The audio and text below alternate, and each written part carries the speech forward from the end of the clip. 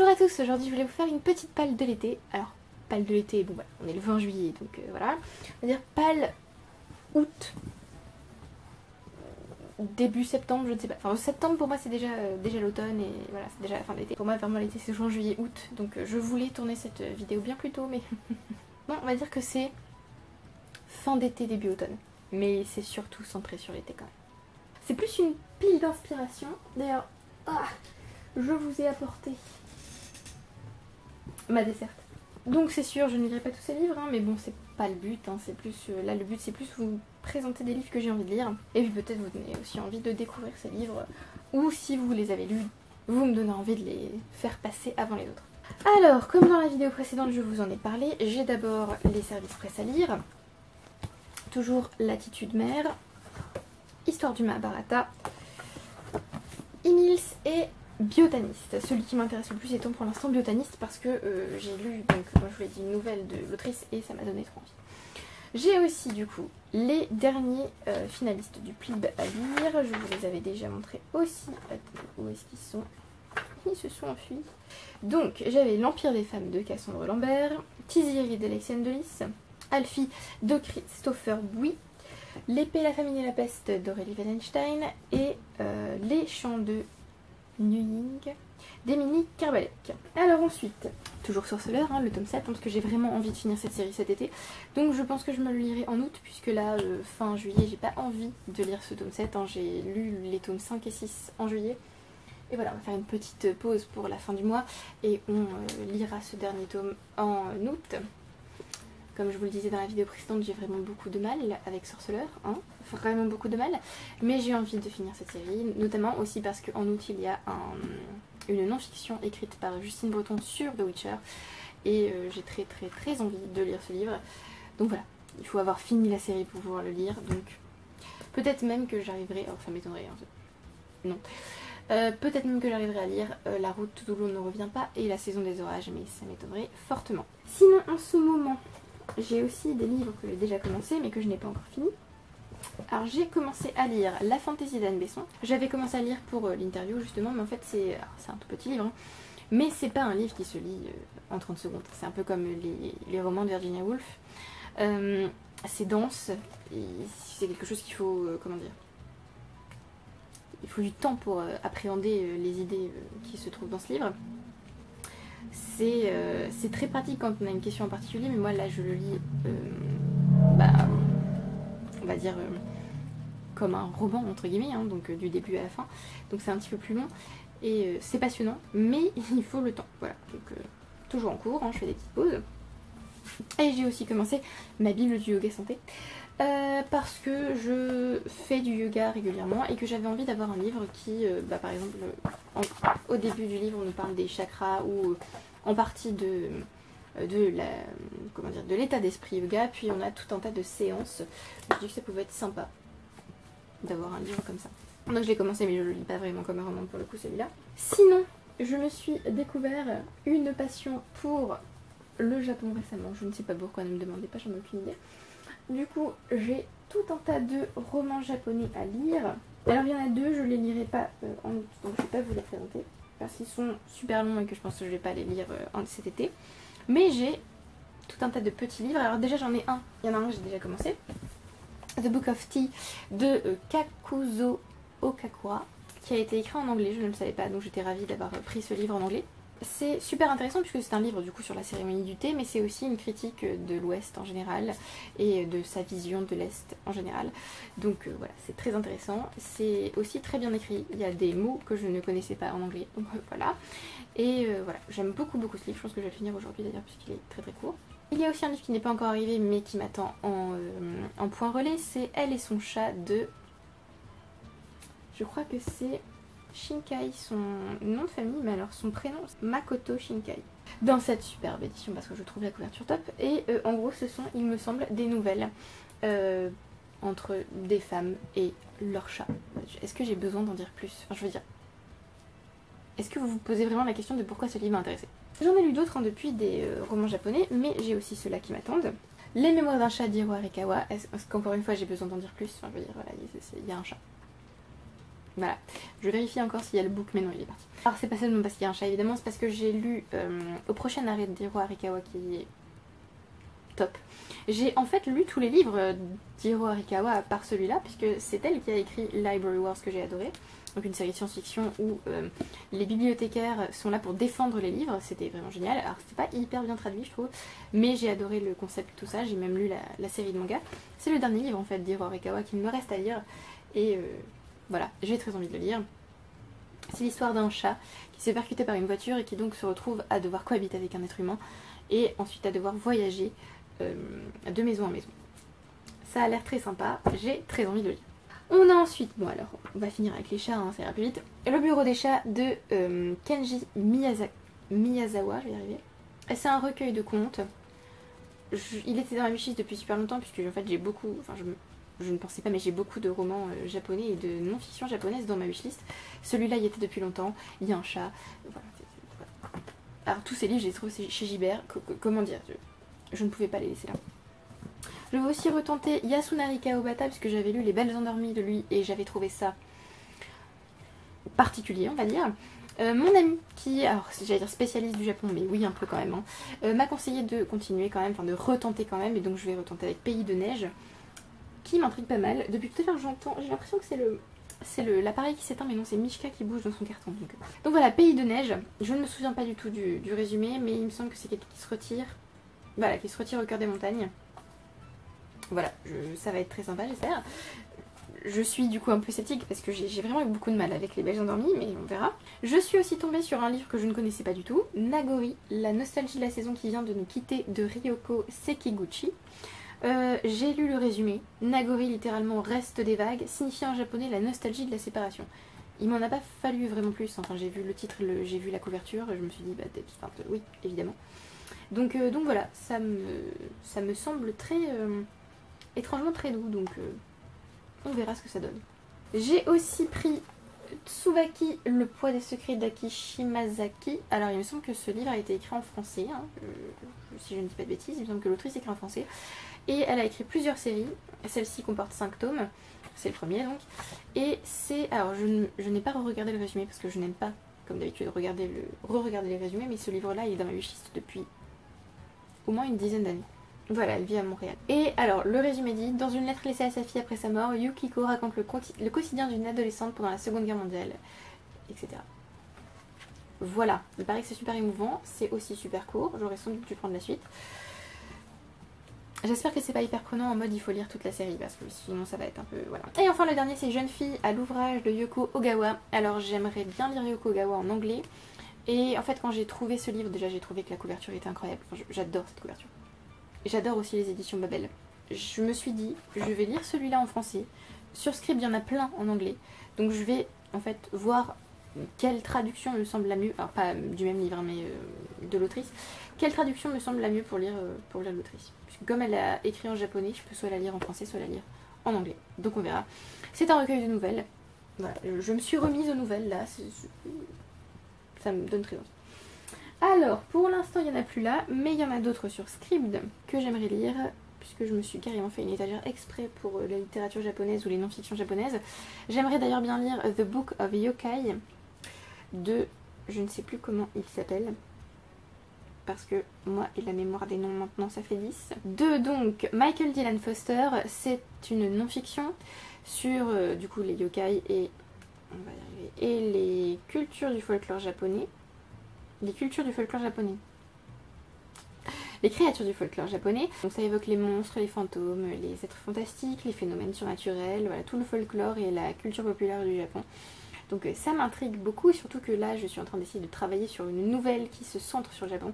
Du coup j'ai très envie de lire de la fiction japonaise, mais aussi des non-fictions japonaises sur la culture et le folklore, parce que ça va alimenter ma nouvelle.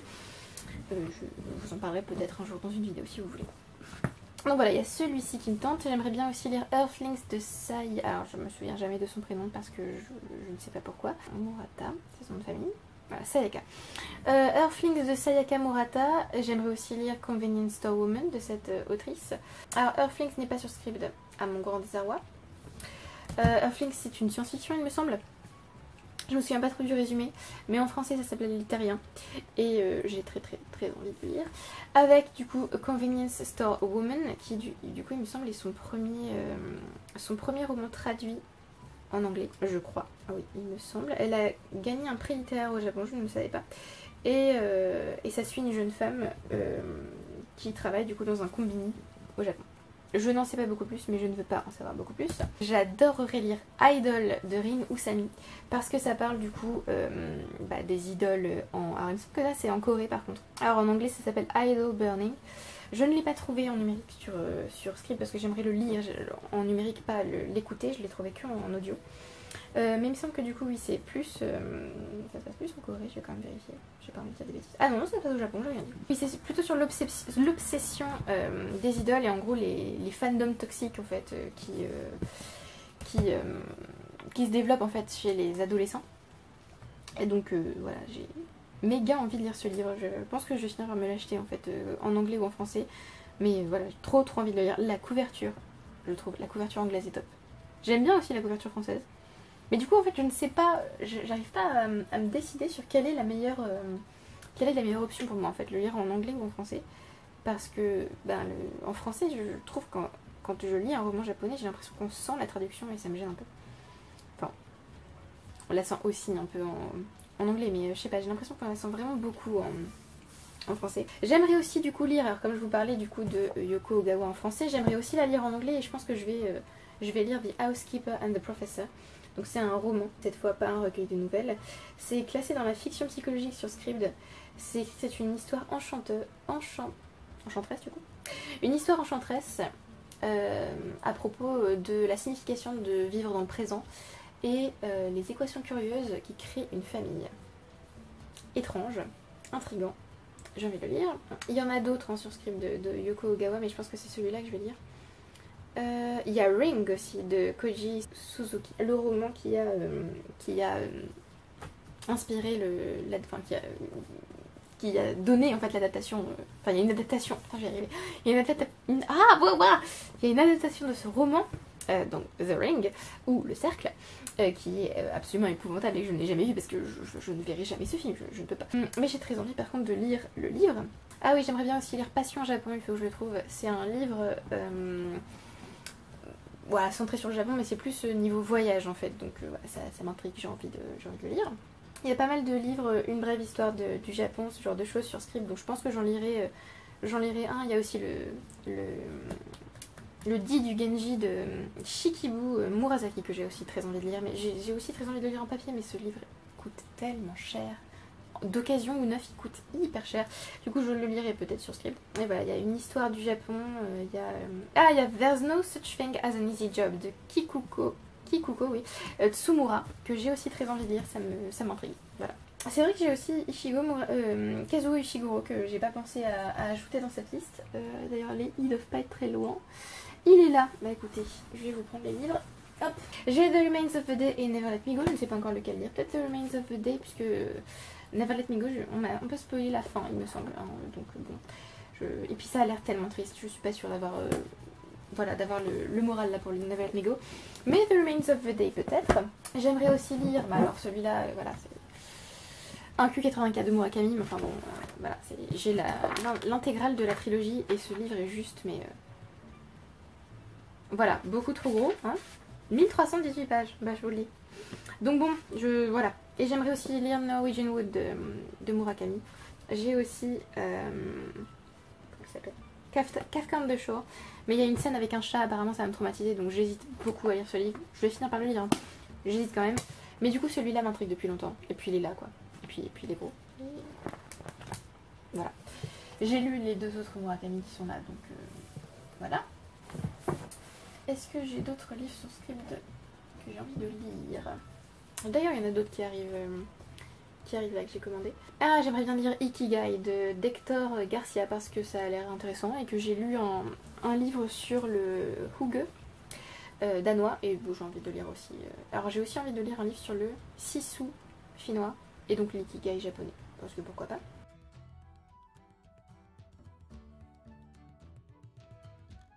Voilà, c'est celui que j'aimerais lire. Japan, A Short Cultural History de J.B. Sansom. Je l'ai cherché d'occasion, je ne l'ai pas trouvé. Ou pas la bonne édition, parce que là du coup c'est une édition révisée. If Cats Disappeared from the World de Kenji Kawamura. Toujours des chats. Et aussi The Guest Cat de Takashi Hiraide. Et il y a un autre livre avec des chats qui s'appelle The Cat Saved Books, je crois. Que j'ai aussi hyper envie de lire du coup. J'aimerais bien lire Lafcadio Hearn, qui est un Irlandais, il me semble, origine irlandaise. Il a une autre origine mais je me souviens plus laquelle. Et il a vécu au Japon, il avait même un nom japonais. Du coup j'ai très envie de tenter, pourquoi pas. J'ai aussi envie de lire Mieko Kawakami, Miss Ice Sandwich par exemple. Lonely Castle in the Mirror de Mizuki Tsujimura. Par contre là je pense que je vais le prendre en papier parce qu'il fait 671 pages sur Scribd et là c'est pas possible. The Onjin Murders de Seishi Yokomizo. Allez, je vous en donne un dernier parce que là c'était quand même beaucoup. Breast and Eggs de Mieko Kawakami. Voilà. Bon, je disais Miss Ice Sandwich, mais peut-être que je commençais par Breast and Eggs. Et je pense que d'ailleurs je le prendrai aussi en papier parce qu'il fait presque 500 pages. Donc voilà, en ce moment j'ai vraiment très envie de lire des livres sur le Japon, des livres en lien avec le Japon. Et aussi des livres en fait en lien avec les cultures asiatiques, puisque j'ai aussi rajouté une étagère littérature asiatique avec des livres coréens et des livres chinois. Mais pour l'instant je vais me concentrer sur le Japon, donc j'ai cela pour commencer, voilà. Et puis ça me motive beaucoup qu'il soit vraiment tout petit. Donc bon, je dis ça, mais il y a Murakami là qui me juge. Parce que ce livre, je l'ai vraiment depuis longtemps, donc il me regarde un peu de travers. J'ai pas non plus envie de lire que des romans japonais, hein, parce que ce serait pas drôle sinon. J'ai aussi très envie de lire du coup de la non-fiction littéraire, notamment les 2 actes de colloque qu'il me reste, donc Fantasy et Histoire et Game of Thrones, un nouveau modèle pour la fantasy, dirigé par Anne Besson. Parce que je trouve que ces livres se lisent super vite et que c'est passionnant. C'est-à-dire que j'adore la théorie littéraire, mais écrite comme ça. C'est juste... voilà, j'adore. Parce que du coup, on tourne autour du même sujet. Hein. Par exemple, là, ce serait Game of Thrones. Est-ce que c'est un nouveau modèle pour la fantasy, hein, c'est l'idée. Mais on arrive quand même à innover, enfin à changer de sujet, parce que ce sont différents articles. Moi, je trouve ça génial. Et fantasy histoire, parce que voilà, déjà, ce livre est beau. Et puis il est fourni. Et j'ai très envie de le lire. Lui, par contre, il fait plus de 400 pages, alors que Game of Thrones, lui, en fait, voilà, 300. Mais je sais que ça va se lire tout seul et que ça va être passionnant. J'ai aussi envie de lire Le silence de la cité d'Elisabeth von Arber, que j'ai aussi trouvé d'occasion. C'est le préquel de Chronique du Pays des Mers, que j'avais lu en 2020 ou 2021. Je crois que c'était en 2020. Je sais plus. Et j'avais adoré le Chronique du Pays des Mers, même si j'avais trouvé que c'était... Alors, on dirait que le livre est court, hein. Il fait moins de 300 pages, mais en fait il y a énormément de mots par page. Regardez-moi ça. C'est écrit tout petit. Du coup j'avais eu aussi un peu de mal avec Chronique du Pays des Mers parce que c'était très dense. Donc je pense que là ça ira mieux parce que vraiment le livre est plus petit, hein. Chronique du Pays des Mers il fait 490 pages. C'est l'équivalent du coup, je pense en poche d'un 600-700 pages. Là du coup ça passera beaucoup mieux. Et j'ai vraiment très envie de lire puisque bah, c'est comment le monde en fait, comment le pays des mers en fait s'est formé, j'ai l'impression. Trop envie de savoir. Non, voilà. Et puis, ouais, on va dire cette couverture est géniale. Je dois lire, hein, j'ai pas trop le choix puisque c'est un club lecture. Je dois lire La Horde du Contrevent d'Alain Damasio, puisqu'on a un club lecture en septembre pour débattre de ce livre. Je sais qu'il est très spécial et qu'il faut être préparé. Je sais qu'on adore ou qu'on déteste. Je sais qu'il ne faut pas se séparer du marque-page. Donc voilà, je suis un peu... Enfin, en fait, on me dit tellement que ça va être génial et en même temps, on me prévient tellement que j'ai peur de ce livre. Mais j'espère que je ferai partie des gens qui adorent.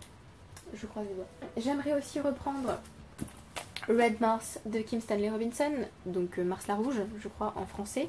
Le premier tome, du coup, que j'avais commencé et j'avais bien aimé, mais c'était trop dense, c'était pas le moment pour moi. Ce livre est énorme, hein, c'est une trilogie. Et le tome 2 s'appelle Blue Mars et le tome 3 Green Mars, je crois, ou l'inverse.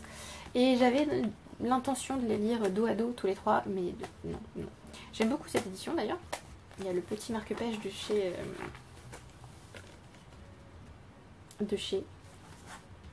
Waouh, j'ai oublié le nom de la créatrice, je vous mettrai sa boutique en ligne. C'est Mishka bien sûr qui est représentée. Et voilà, j'ai très envie de reprendre, mais c'était un peu compliqué pour moi le début, donc voilà. Je suis pas sûre que je relirai par contre, parce que je suis arrivée à la page 100. Je pourrais vous faire la blague de vous dire qu'il faut que je lise Children of Ruin, le tome 2 de Children of Time, mais je vais pas vous faire cette blague parce que j'ai envie de le lire, mais il est très probable que je le lise pas, donc je vais pas faire ça. J'ai aussi très envie, alors j'ai très envie aussi de lire de la non-fiction historique. Alors, j'ai dans l'intention d'écrire quelque chose qui a un rapport avec Jeanne d'Arc, donc j'ai très envie de lire des non-fictions sur Jeanne d'Arc.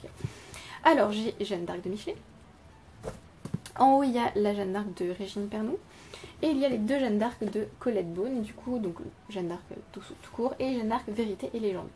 Voilà, très envie de lire ces livres.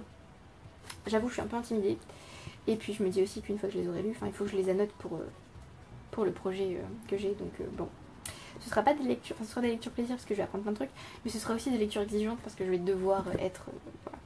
J'ai aussi très envie de lire ce livre que je vais vous montrer, et voilà, ceux-là.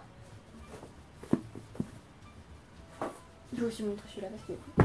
Alors il y a deux livres que j'ai déjà lus en audio, mais que j'aimerais relire en papier. Alors relire entre guillemets, enfin il y en a un que je vais le relire c'est sûr, l'autre je pense que je vais essayer de le réécouter pour le annoter en même temps.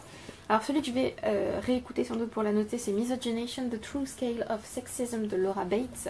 J'ai adoré l'audio, mais en fait ce sont des articles et pour en tirer le maximum, je pense que j'aurais dû...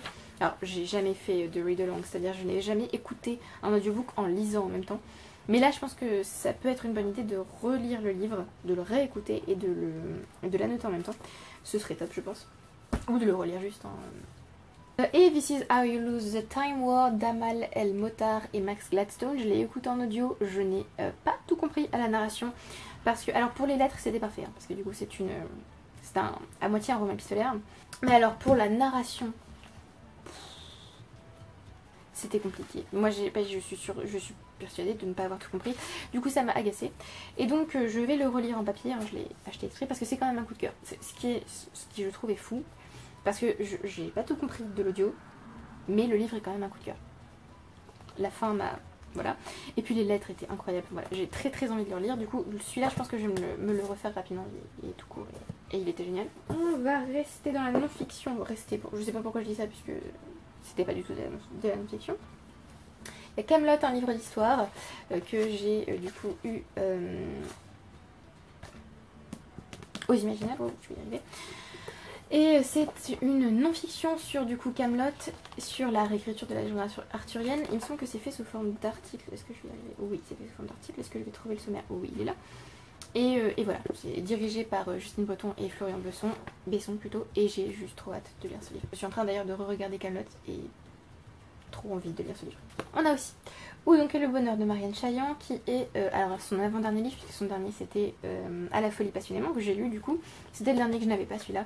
Et voilà, très envie de le lire parce que Marianne Chaillan est formidable et que tous ses livres sont top. Donc voilà. Est-ce que j'ai grand chose d'autre à dire?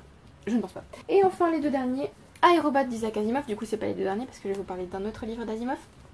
Donc iRobot qui est le premier, je crois que c'est le premier tome entre guillemets de sa série sur les robots. Pas sûr que ce soit le premier par contre. Je crois que c'est un préquel. Bref. J'ai un peu de mal avec les séries d'Asimov à comprendre comment... voilà. Mais j'ai très envie de le lire. Et j'ai aussi du coup commandé le dernier tome de Fondation parce que je les ai lus soit en audio soit en numérique et j'avais envie de lire le dernier tome en papier. Donc j'ai commandé Foundation and Earth d'Isaac Asimov, le tome 5. Et je vais aussi me prendre les préquels histoire de finir la série. J'ai fini d'ailleurs Foundation and... Attends, c'était quoi? Oh mon dieu, c'était pas ça. Foundation's Edge, le tome 4. Je l'ai fini ce mois-ci. Je vous en parlerai. En juin, je crois que je l'ai fini. Je vous en parlerai peut-être si vous avez envie. Et alors ça c'est plus pour l'automne, mais j'ai quand même envie de vous montrer parce que j'ai très envie de le lire. C'est Mémoires de la forêt tome 2, les carnets de Cornelius Renard de Michael Brun-Arnaud, qui a l'air aussi doudou que le tome 1. Oh là là, j'ai vu un truc trop cool. Voilà. C'était top, j'ai très envie de le lire. Je vous en rajoute 2 petits pour la route parce que pourquoi pas. J'ai aussi L'amie prodigieuse d'Elena Ferrante que j'ai très envie de lire parce que je l'ai offert à une amie il y a super longtemps et que depuis j'ai super envie de le lire et je l'ai enfin trouvé. Alors c'est de la fiction littéraire entre guillemets, hein. C'est une histoire d'amitié et je crois que ça va... Enfin les 2 amis vont s'éloigner tout ça, donc voilà. J'ai aussi le tome 2 si jamais c'est cool et je pourrais commander aussi d'occasion les 2 suivants. Et le dernier en papier c'est Bestiaire des monstres féminins de Dominique Lamy et Aurore Pétry. Je crois qu'il y avait un sous-titre, j'ai un doute. Non, pas de sous-titre. Qui est illustré. Je vais essayer de vous montrer l'illustration. Voilà. Voilà. Donc il a l'air super beau, j'ai super envie de le lire évidemment. Ça se centre, comme l'indique le titre, hein, sur les monstres féminins. Alors on a des magiciennes comme Circé et Médée, mais on a aussi des déesses. On a des monstres, des déesses comme Némésis ou Perséphone. Des monstres, alors attendez, on a les gorgones. On a des fées et des sorcières, comme je vous le disais, hein, Circé et Médée qui sont plus des magiciennes. On a, alors il y a des, je vois qu'il y a des comment dire, des personnages japonais. Ni démons, génies, déesses, monstres, monstresses. Monstresses, très bizarre. Il y a les sirènes, il y a Tiamat, voilà, ça donne hyper envie. Et sinon, numériquement, j'ai failli faire tomber l'appareil, évidemment. J'ai reçu un service presse de chez Scrineo qui me fait bien envie, La ville de Braise et de Croc de Roberto Sanquer. Ce sera mon premier livre d'elle. Et voilà, il me fait très envie. Bon, il y a un chat sur la couverture et quand j'avais lu le résumé, je me suis dit ça a l'air trop cool, donc je l'ai pris. J'aimerais aussi lire Le coup de la virilité de Lucille Pétavin, qui est une non-fiction sur, comme l'indique le titre, le coup de la virilité. Ça a l'air assez sympathique. J'ai aussi plusieurs romans japonais sur ma liseuse, alors des romans japonais que j'avais pris sur NetGalley en service presse. J'avais Bullet Train, j'avais The Decagon Murders et j'ai The Owl Cries, mais alors là c'est un roman coréen. Il y a aussi La Cité des Brumes oubliées de Sachiko Kashiwaba qui apparemment a inspiré Miyazaki pour un de ses films. J'ai Milk aussi à lire de Mélanie C, ça a l'air trop cool. C'est Milk Mocha qui est sur Instagram, je vous mettrai le lien en description. Et bon, on va peut-être s'arrêter là, hein, parce que bon, déjà il y en a énormément et j'arriverai jamais à tout finir, donc bon voilà. Alors celui-là on va le virer parce que je l'ai déjà lu. Voilà, donc j'ai méga envie de lire en fait en ce moment, je lis beaucoup d'ailleurs, mais j'ai aussi méga envie de faire des vidéos et de faire tout un tas d'autres choses, d'écrire, donc voilà, c'est un peu compliqué. J'ai encore plein de livres à vous montrer, hein. J'ai aussi les dictionnaires du Moyen-Âge imaginaire et dictionnaire de la fantaisie que j'ai très envie de lire, mais je pense que je vais les lire petit à petit, hein, pas comme des romans cette fois, pas comme je l'ai fait avec la fantaisie d'Anne Besson. J'ai voilà, tout un tas de livres qui me font super envie, j'ai envie de finir des séries, j'ai envie de lire de la non-fiction, j'ai envie de lire des classiques, voilà, ça part un peu dans tous les sens. Je pense que je vous ferai par contre une palle de l'automne vachement plus structurée, parce que pour l'automne il va y avoir le Pumpkin Autumn Challenge, et puis l'automne de plus en plus, alors je sais pas si c'est ma saison préférée parce que j'adore le printemps, mais l'automne je sais pas, c'est le moment où on peut lire enfin on peut en lire tout le temps, mais je veux dire c'est vraiment la saison des lectures spooky, des romans gothiques, des romans avec ce genre de couleur. Bon alors je déteste l'orange, mais alors je sais pas pourquoi pour l'automne ça passe. Voilà, c'est la saison où vraiment on peut s'immerger dans une atmosphère bien particulière. Voilà, cette année j'espère vous faire une belle palle bien structurée. Elle sera un peu longue par contre parce que voilà. Donc voilà, c'est tous les livres que j'ai envie de lire en ce moment. Je vais déjà aller finir The Book of Tea et je vais ensuite sélectionner mes prochaines lectures, parce que c'est tout un cirque aussi pour choisir la lecture suivante, puisque j'ai du mal à me... comment dire, à me dire c'est celui-là que je vais lire, voilà, donc bon, on va tenter. Allez, tout dernier livre, La Femme d'Or de Christian Jacques, un roman historique sur Hatshepsut, et ce sera le dernier. Voilà. Merci beaucoup d'avoir regardé la vidéo jusqu'au bout, merci à ceux qui aiment, qui commentent et qui s'abonnent. Si vous avez déjà lu certains de ces livres, n'hésitez pas à me le dire, comme ça ils pourront passer au-dessus.